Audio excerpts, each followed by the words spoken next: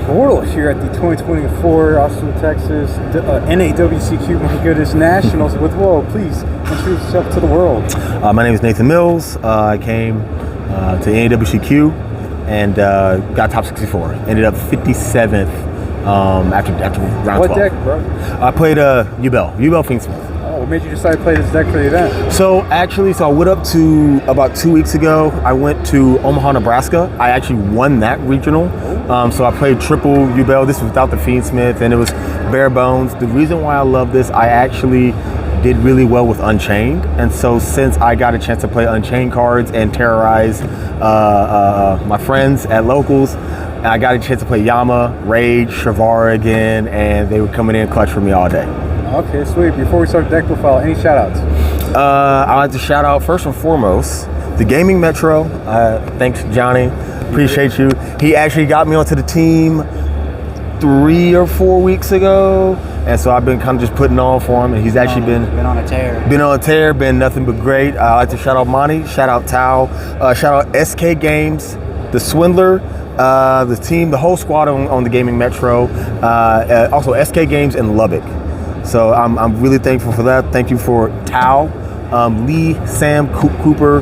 They have been my writing partners for the last 3 nationals, and it's probably going to continue to that. Lee's got some great taste in hotels right across the street from the venue, food. So it's been a really great day for us, and I'm just everybody in the Tulsa group chat. Dalton, Tanner, don't give up on you, Bell. Please don't. We're going to get you your Fiendsmith core, and other than that, that's about it. Sweet. Well, over 2,000 players. Please present the top 64 group. Gotcha. Yeah, so I played Yubel Fiendsmith. So I played 3 Samsara Lotus. It's kind of basic. It's your starter. It can be a little bit vulnerable to Ash, so you kind of got to organize something like your plays. I played 2 Squirmer. This is actually new Shavara. That's one of the reasons why I also really enjoyed playing Yubel, because it gave the same cadence of like Shavara and you know, playing through like hand traps really, really well. I played 1 Yubel, 1 Terra Incarnate.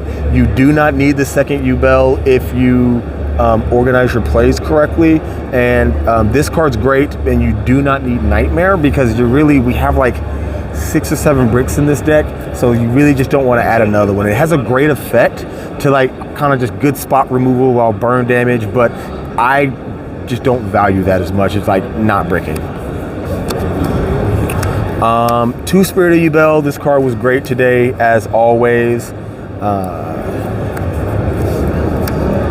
3 Fiendsmith Engravers plus the Lurie brick. The cool thing about this is, honestly, if you open it and that's your only way to play, you still can get to full combo with a card in my extra deck. I played 2 Dark Beckoning Beasts, so the issue that I have with this deck is like it doesn't have as many starters really as Snake Eyes. I did not play 1-for-1, which I found out was a mistake. There was a card I ran 2 of, which I'll show a little bit later on, but I decided to go for 2 Dark Beckoning Beasts instead of the 1-in-1 package because I still wanted to up the count. But this card is probably the most vulnerable point if you don't have any other way to play, or if you're trying to like normal summon the Samsara Lotus. So I really didn't want to run 3, and honestly, I'd rather open up the spell, the gate spell, than this one. The 1 brick, but you do have to run this one because if you run just Dark Beckoning Beasts along with gates, if you open with gates, then you kind of just get nowhere. Whereas if you open with the Dark Beckoning Beast to search the gates, gates can now search this because Dark Beckoning Beast cannot search itself. You can go into like either Unchained combo, or you can get into your Fiendsmith engine or anything that you want, as well as gates being an extender. So even though it is a brick, I find out it is valuable. You can also kind of combo this with other cards in your hand, such as the Tract or Squirmer, and it can still get you there. 1 Shavara. I can't tell you how many times a person tried to negate my Sequentia, and I would change Shavara in hand because I opened it and letting the fusion go through. And now for the hand, that's all the engine for the monsters. For the hand traps, I went for the hand trap route.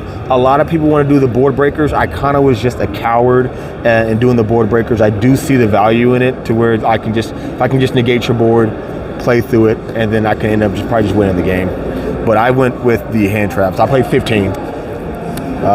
Triple Ash, double Ogre. I was scared of Tempai and like other things like stun or random rogues or decks that really didn't kind of fit the same wave as the meta, and Ogre's always kind of a good way to kind of just like a good smash and ground or some weird continuous spell or trap or field spell that activates that's kind of broken. You can kind of just get rid of it, and so it goes like that. We're in a Droll format, so I played 3 Droll. This card was stuck to my hand all day, part of the reason why I won. I was having this in the side deck when I was testing, but I came to Monty actually convinced me to put the nibs in the main. Every time I saw nib, I was actually great, because if you pair nib with any one of these other hand traps, it's pretty good. And then I played 3 infinite impermanents, and that is it for the traps. As you notice, I did not play the chamber in the main deck. Again, we play like 6 or 7 traps, 6 or 7 bricks, so I tried to mitigate that, and so you'll see something for it in the side deck. I played 3 opening of the spirit gates. You want to see this over Dark Beckoning Beast, because if you get your Dark Beckoning Beast negated, you're kind of like dead in the water. Whereas if you start off with this and you have some other plays, you can, it's like a built-in extender as long as you can get a 0/0 into the graveyard. You pair it with something else. 1 terraforming, triple Nightmare Throne, Nightmare Pain, and I played 2 Fiendsmith Track. So I decided to go with 2 Fiendsmith Track because there's a lot of times in the grind game when you're bouncing back to summon the Engraver, you are putting the Lurie back, and then you can go for Lacrimosa, add it back, and I can add another track. A whole bunch of people, when I activated another Fiendsmith card, they said, "Do you play 2 track?" I was like, "Yeah, I do." And I put the Lurie back, summoned the Lurie again, and I was able to play through their board because I ran this. It was pretty cool. The card I should have ran instead was actually 1-for-1. I should have done 1-for-1, 1 tracked. Today I kind of had a problem getting to Samsara Lotus sometimes, so I had to do some janky plays to get to like my Phantom of Yubel plays to get to Spirit of Yubel. But after they hand trapped me, 2 or 3 times, I kind of got the chance to really play with impunity.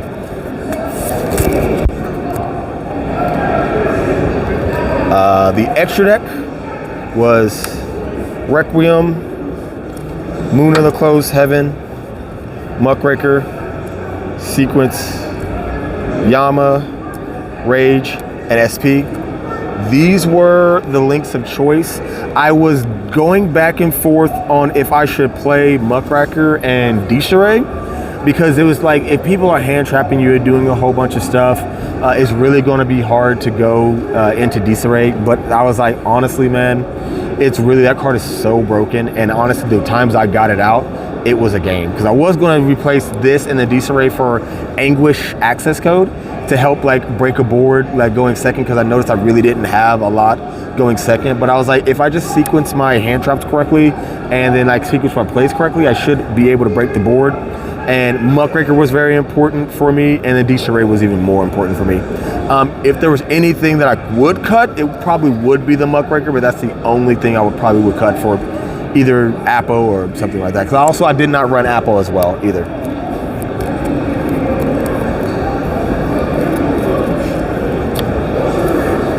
For the Exceeds, I ran Caesar and Verudris. These 2 were my best friends all day.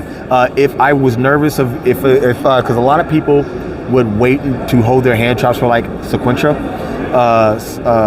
TCG name. And so instead of going for the Sequence, I would sometimes just go for the Yama if I had like 2 or 3 hand traps to back it up. I knew that even if they had like an Imperm or something for their turn, I had enough hand traps to stop them that they weren't going to be able to try and get over the Caesar. Then the Caesar would be turned back on, and then I kind of went from there. There was also times I just went for Caesar. I had a guy, he activated a skill drain on me, so I ended up going for the Requiem play, bring out the Engraver, summon the Engraver from my graveyard. went right into DDD Wave, tagged for 18, and then went right into the DDD Wave King. And I was like, he's locked under his own skill drain. So he had to summon Oak, send Oak, and send the face up skill drain because that's all he had face up. And then I activated the Caesar to negate it, and it was kind of just game from there. Varugis was crazy. I loved it. Going into an Omni Negate, this is the only Omni Negate that you really have in the format right now that can actually negate the activation. And the fact that I was also, when it has material, has another effect, non-target starter damage step, pop a card. It helped me clear boards that way and make it even more simplified game state. And I would, kind of just, keep my negate for next turn. For the fusions, we had Crema, Necroquip, Aerial Eater, Disarray, more on these two. I was running Apo and I was running going into Anguish, but the TCG decided to give us these two cards, which are amazing, so I had to run both of them.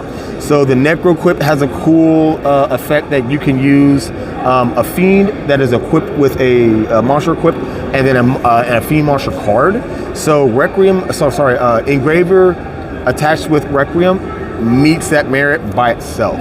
So if you only had one way to play, you go for Necroquip, then you activate the Engraver's effect, special summon, and then since it's also a 6, you can kind of hold them hostage if they want to hand trap and play with the other board that you have, or you can overlay into Caesar, which I did a lot, or go into Sequence, or go into Yama, or whatever it is that you wanted to do. This card was great. It helped me get to my engine, especially if I had gates. If I had gates and had a way to go for Sequence, every single person that I activated Sequence's effect and I went into Aerial Eater had to read it. Wonder can I really do that? Sequence confused for generic fiends. Actually, Sequence can actually go for birth mat for people who don't know.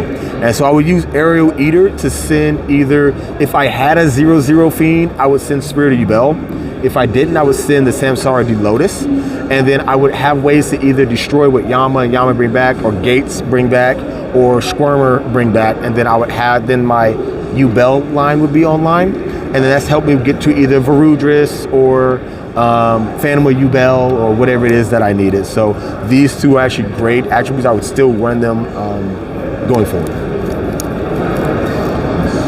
And then the girl of the hour, double Phantom of Yubel. So this is the reason why I'm here. This card is crazy. It's custom.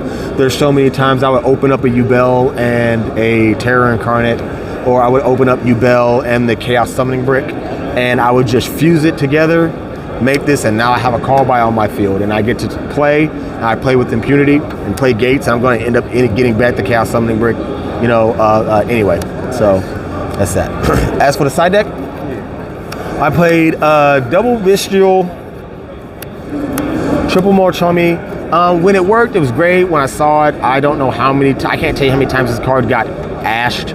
But the greatest thing is that, excuse me, when they ashed the Molchummy, I know that they didn't have an ash for me playing on my turn. So that was a great way for them to just kind of waste that ash. So now my Samsara goes off, my Nightmare Throne goes off, my Nightmare Pain goes off. So I know I get a chance to play through because, in order for you to play the game, you're actually trying to waste that ash to stop me from drawing. Harpies, double Cosmic. This is for the stun. There was a crazy amount of stun today. I think there were 2 stun decks that top 64, which is wild. I ran out of room because I last minute did this, so I only had room for double Dark Ruler, triple Skill Drain, Anti-Spell. Anti-Spell won me a whole bunch of game 3s, which was wild, and I side decked the Abominable Chamber. So going first, really a lot of times, if you end the board with it wasn't uncommon for me to have this on board with this, and with either this or this. So you're probably not going, I would have a combination of any of these 3. So you're probably not going to break the board. So I didn't have a problem in my theory, just keeping this face up. Game 1. Now game 2, I realized that a lot of times people will side deck either Droplets or they will side deck Dark Ruler.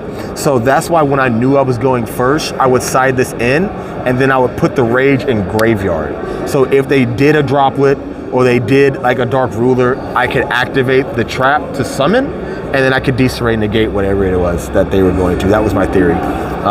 So yeah.